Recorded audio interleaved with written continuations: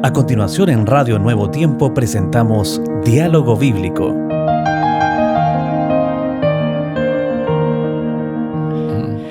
Muy bienvenidos, gracias por acompañarnos en este su programa Diálogo Bíblico. Es grato estar con ustedes nuevamente aprendiendo las lindas lecciones de fe que nos ha traído el libro de Josué.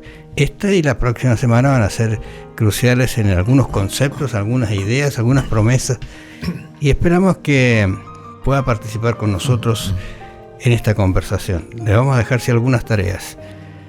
Estaba pensando que a veces hay situaciones en las cuales usted pierde la esperanza.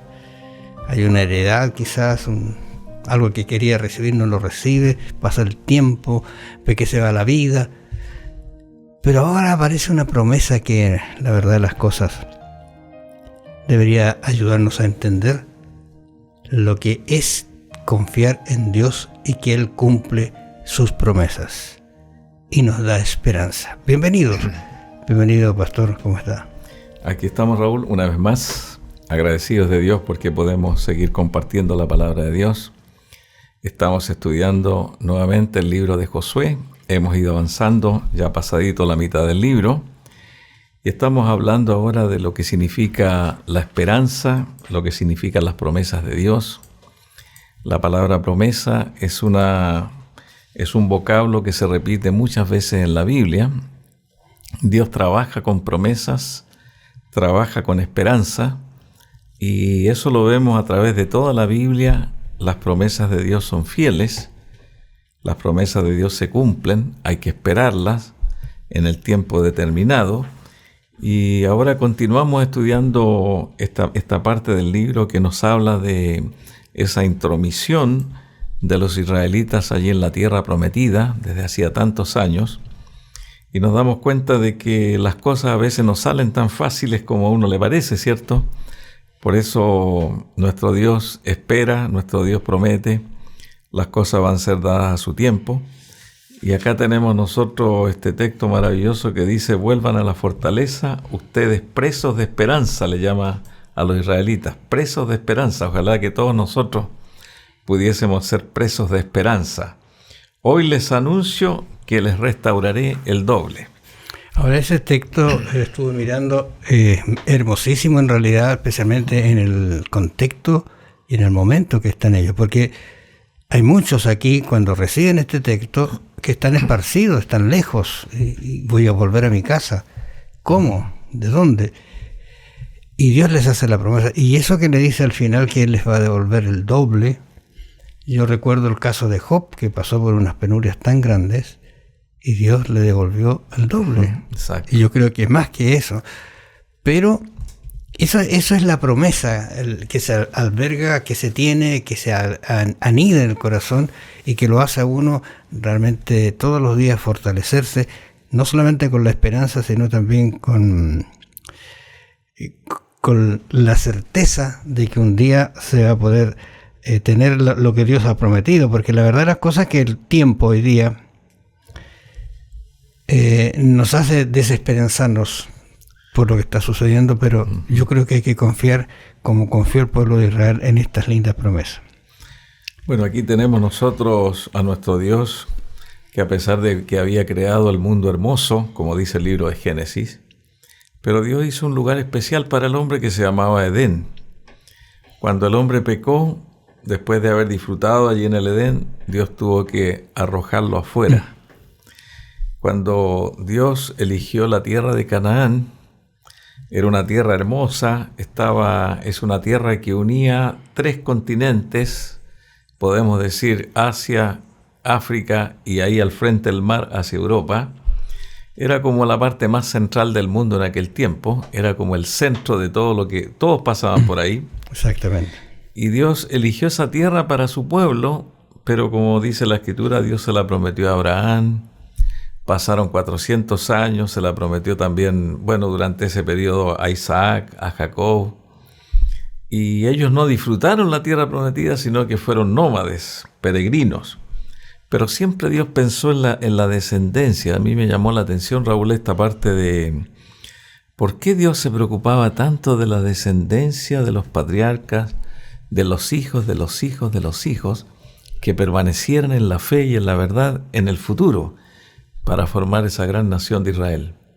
Interesante pensar en eso, ¿eh? Los capítulos 13 al 21 sería muy útil que usted los leyera con calma, porque hay una descripción de todas las cosas que tenían que hacer.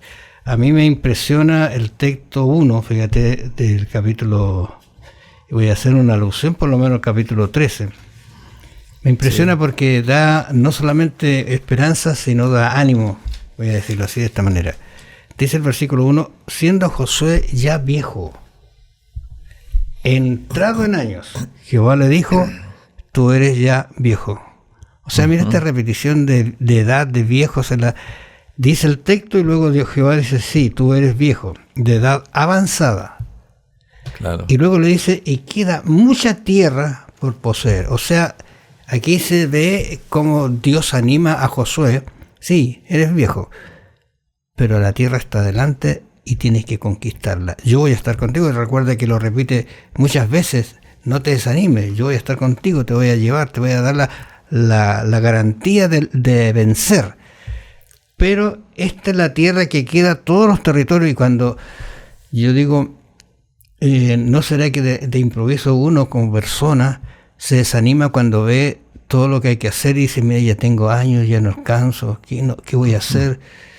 ¿Será que lograré? Bueno, ese periodo de la vida de Josué, algunos dicen que ya tenía más de 100 años, claro, porque él murió a los 110 y había vencido a 31 reyes. Pero cuando Dios le habla en el capítulo 13 de Josué, Dios le habla y le dice, bueno, queda toda la costa del mar Mediterráneo hasta el Líbano, queda la parte del norte por conquistar, y por la fe, Josué allí echó suertes y repartió esos pedazos que faltaban dentro de todas las tribus de Israel, que estaban de sur a norte, y de esa manera, por la fe, les dejó el desafío que ellos tenían que conquistar esa tierra. Estaban los filisteos, estaba Ecrón, Sidón, Tiro, estaba el Líbano al norte, estaba Amat en la parte norte hacia el río Jordán, y nosotros nos damos cuenta, según la historia, que eso nunca se logró, pero Dios la entregó. Dios cumplió con haberla entregado, pero los israelitas se quedaron conformes allí, dijeron, estamos bien, la tierra es abundante para los que somos ahora. Y resulta que por más de 500, casi 1000 años, esos pueblos que colindaban a Israel siempre estuvieron en guerra con ellos, siempre luchando, siempre con problemas. Bueno, Dios les dijo así que iban a hacer agujas, iban a estar así siempre, tendrían que haberlos eliminado, haber sacado. Ahora tú mencionabas hace un momento de Génesis 2:15, donde Dios también tiene una tierra, y lo lindo de este pensamiento que está en Josué, que está en la Biblia, es que Él va, Dios, colocando algo y colocando luego, ¿a quién? A la persona, en este caso Adán y Eva, en un terreno con todas las condiciones, lo vuelvo a repetir, para que vivan felices. ¿Y qué pasa? Ese es un pensamiento que uno debería tener en cuenta, porque la Escritura dice, y tomó Dios al hombre y lo puso en el jardín. ¿Por qué el cambio? Bueno, es cosa que deberíamos pensarlo. Los invitamos para que usted estudie estos textos de capítulo 2 de Génesis y el capítulo 3. Cuando vaya al cielo cantaré de amor, nadie me rechazará jamás. Cuando vaya al cielo nada me faltará, de las buenas nuevas he de hablar. Al cielo voy, si yo voy, al cielo voy, si yo voy, al cielo voy, si yo voy, con mi Jesús he de morar. Busca desviarnos el mal tentador, siempre nos persigue Satanás. Él es para el hombre el gran engañador, nunca con Jesús me vencerá. Al al cielo voy, si yo voy al cielo, al cielo voy, si yo voy al cielo, al cielo voy, si yo voy, con mi Jesús he de morar. Cuando vaya al cielo cantaré de amor, nadie me rechazará jamás. Cuando vaya al cielo donde moraré, con mi Dios por siempre yo me gozaré. Al cielo voy, si yo voy, al cielo voy, si yo voy, al cielo voy, si yo voy, con mi Jesús he de morar. Al cielo voy, al cielo voy, al cielo voy, al cielo voy. Si yo voy, con mi Jesús he de morar.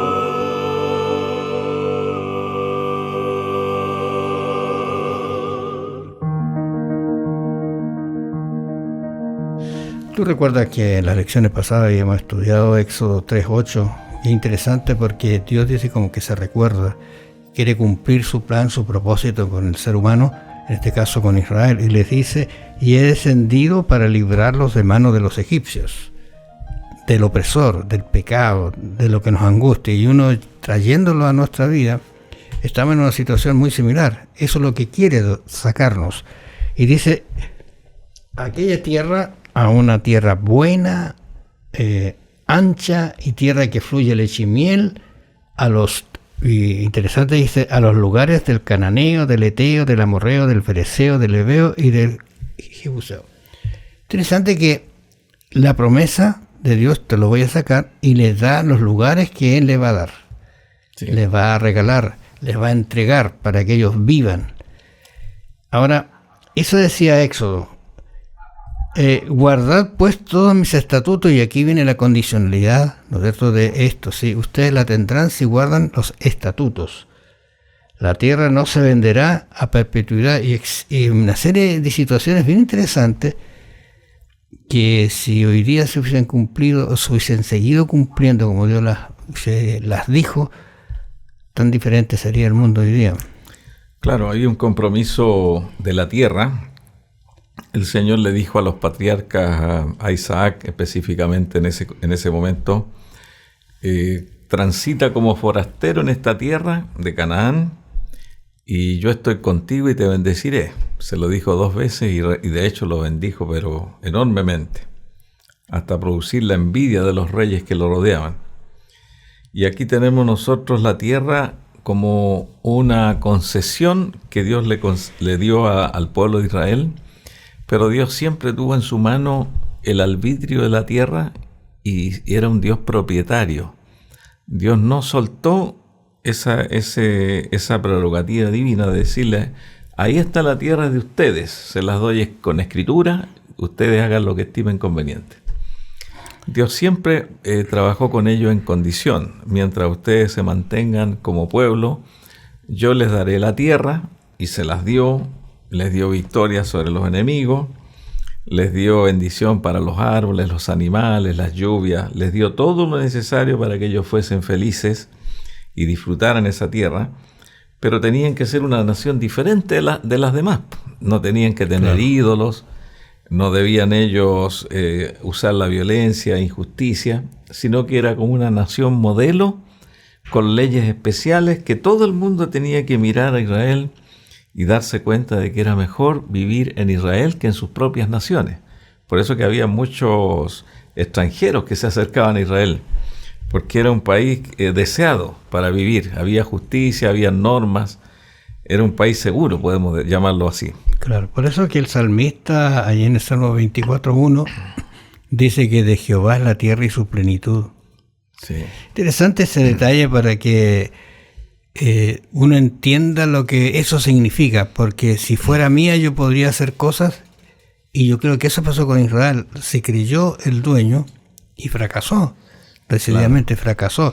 Y además dice, el mundo y los que en él habitan. O sea, qué lindo es pertenecer a alguien que es eterno, que te puede dar todo, tranquilidad, paz y todo lo que quieras, en el buen sentido de la palabra. Y está el tema también de que Dios es el dueño, el propietario, y habían 3 cosas que Dios exigía como básicas, sin considerar nada más que tendría que venir después, como las ofrendas de gratitud. Por ejemplo, el diezmo significaba como un arriendo de la tierra.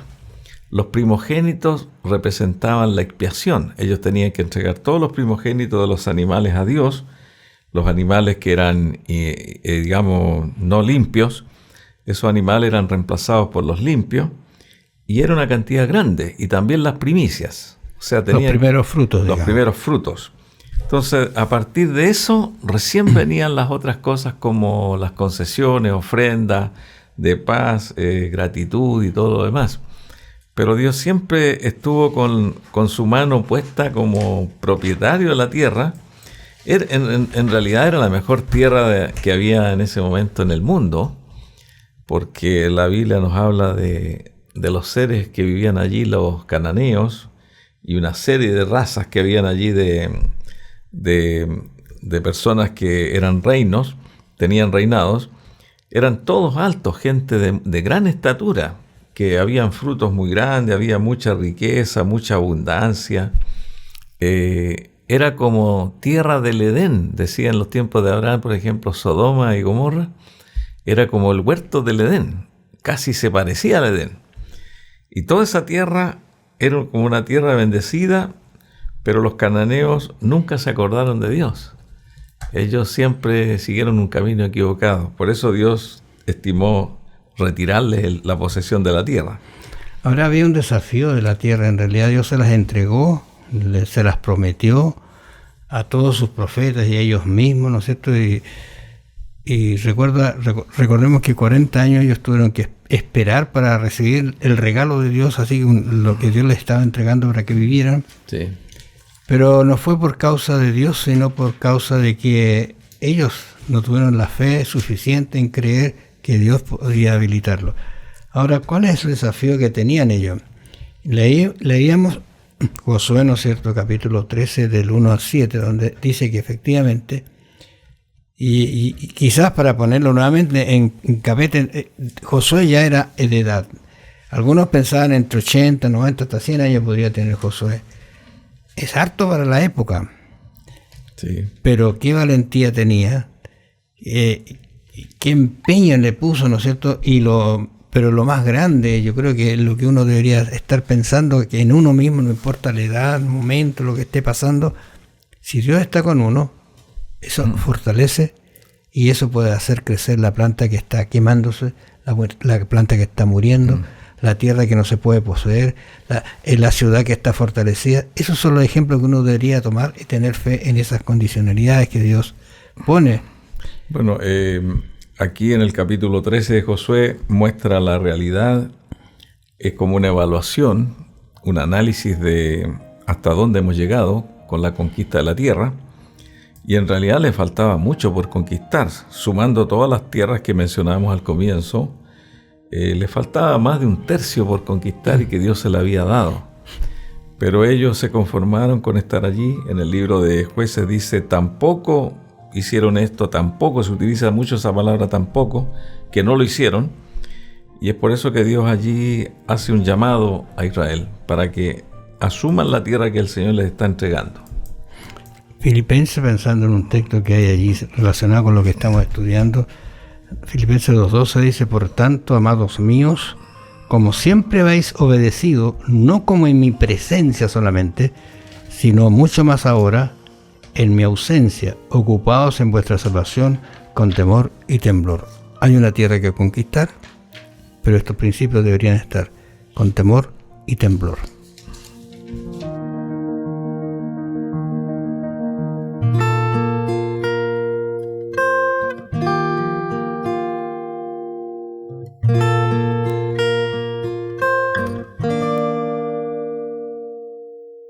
Como el siervo que clama por las aguas, mi alma te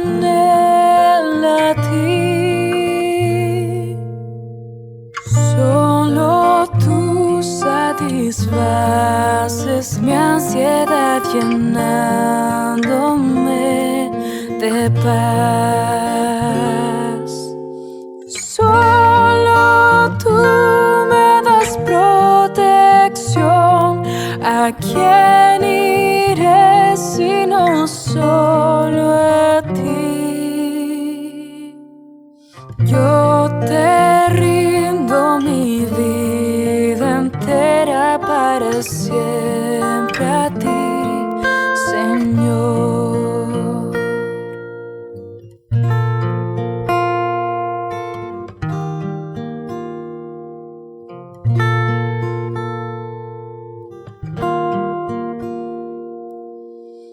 Más que al oro te anhelo a ti, pues solo tú me podrás saciar. Solo tú eres mi alegría, la razón de mi existir. Solo tú me das protección. ¿A quién iré sino solo a ti? Yo te rindo mi vida entera para siempre a ti, Señor.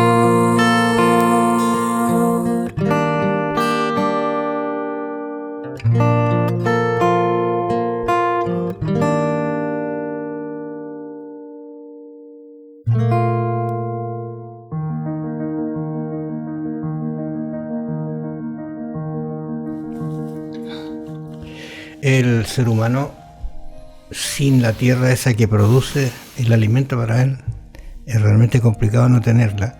Hay lugares donde el desierto ha hecho estragos, la escasez de agua en algunos lugares, en China, en el norte y en otros lugares, y el sustento es muy complejo realmente para el ser humano, pero Dios entregó una tierra fértil que fluye leche y miel, dice. Ahora, pero había que cuidarla. Y Dios colocó, interesante eso, que colocó también una forma de cuidar para que esa tierra siga produciendo lo que necesita el ser humano. Claro, en el capítulo, como tú dices, Raúl, en el capítulo 25 de Levítico, aparece allí la norma y el tratado de las tierras. La tierra que yo os doy, dice en el versículo 2, la tierra guardará reposo para Jehová. 6 días sembrarás tu tierra y 6 años podarás tu viña y recogerás sus frutos. Pero el 7º año la tierra tendrá descanso, reposo para Jehová.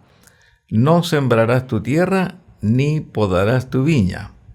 Y lo que quedase, que naciere de la tierra segada, no lo segarás, y las uvas de tu viñedo no vendimiarás.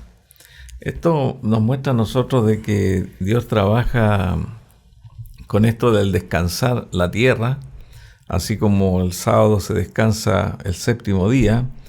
Aquí en los israelitas tenían que hacer descansar la tierra cada 7 años y dejarla como prácticamente botada. Ese año no había siembra, no había poda, y era un año en el cual también muchas personas podían ellos sacar los frutos que habían, porque en ese año los frutos eran de todos.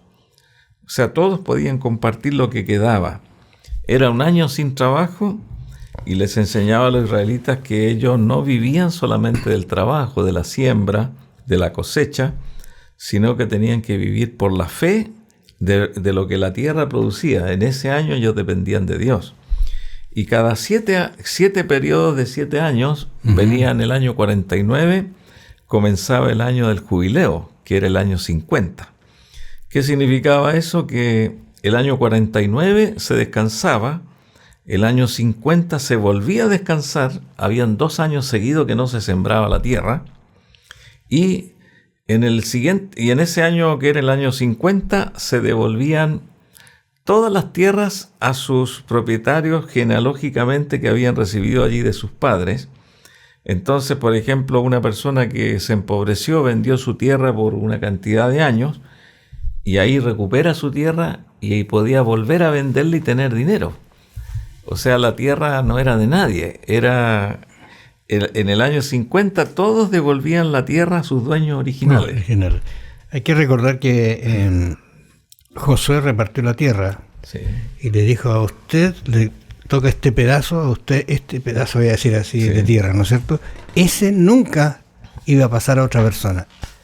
Si tenía problema económico podría venderla, pero la condicionalidad que el año 50 él la iba a recuperar. O sea, Así es. las tierras que las designó Dios eran por siempre para esa persona. Eso es interesante, esos detalles. Claro, y ellos vendían la tierra por la cantidad de años. Por ejemplo, faltaban 10 años para el jubileo. Bueno, te vendo la tierra por 10 años y este es el valor. Pero si había uno que la vendía saliendo al jubileo, bueno, tienes aquí casi 49 años para usar la tierra. Ese era un valor más caro. Claro. Interesantes esos detalles, porque no solamente hacen que uno es dueño de lo que Dios le entrega y tiene que cuidarlo.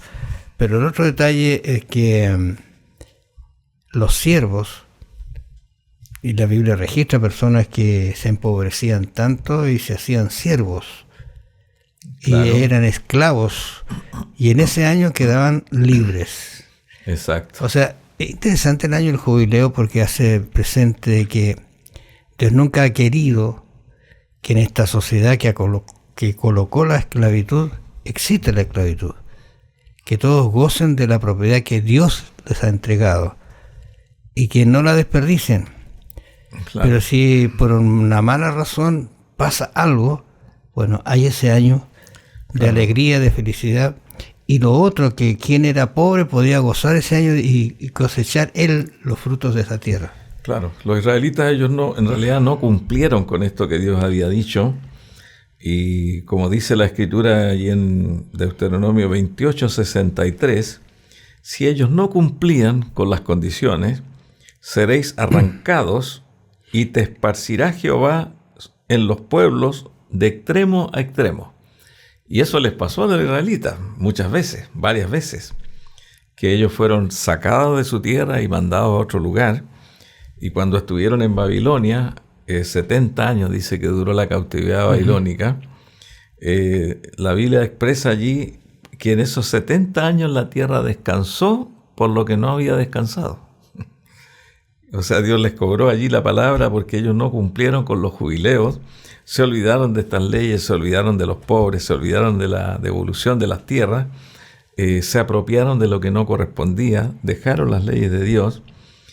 Entonces, cuando estaban en Babilonia, hay muchas promesas de Jeremías, de Ezequiel, incluso de David, allí en los Salmos. Los volveré a traer a esta tierra y los edificaré. Los volveré a traer. Y esa era una promesa. Ellos estaban allí en Babilonia, en otras tierras, en Asiria, y estaba la promesa. Entonces ellos eran presos de la promesa. Y realmente Dios cumplió con esa promesa, los hizo volver, algo que era casi imposible para ellos. Ahora, me recuerda cuando tú mencionabas estos que estaban en Babilonia, que muchos de los que estaban en cautiverio allí, ¿no es cierto?, que habían sido llevados en cautiverio, habían hecho su vida, tenían, voy a decir, su casita, su terrenito. ¿Y qué pasó con ellos? No volvieron, se quedaron. Y no volvieron a la tierra. Se dice que volvió como el 10% nomás. Claro. Jeremías dice: porque pondré mis ojos sobre ellos para bien y los volveré a esta tierra, como tú decías, y los edificaré y no los destruiré, los plantaré y no los arrancaré. Dios tiene un terreno para usted y para mí, y quiere que usted lo cultive y que yo lo cultive. Es un terreno que será para la eternidad, pero ahora con fe vayamos caminando hacia esa Canaán, donde Dios nos tendrá lugares muy preciosos para vivir la eternidad. Que el Señor los bendiga. Nos vamos a encontrar la próxima semana en un nuevo programa de Diálogo Bíblico. Bendiciones. Escuchaste en Radio Nuevo Tiempo Diálogo Bíblico. Sigue en la sintonía de La Voz de la Esperanza.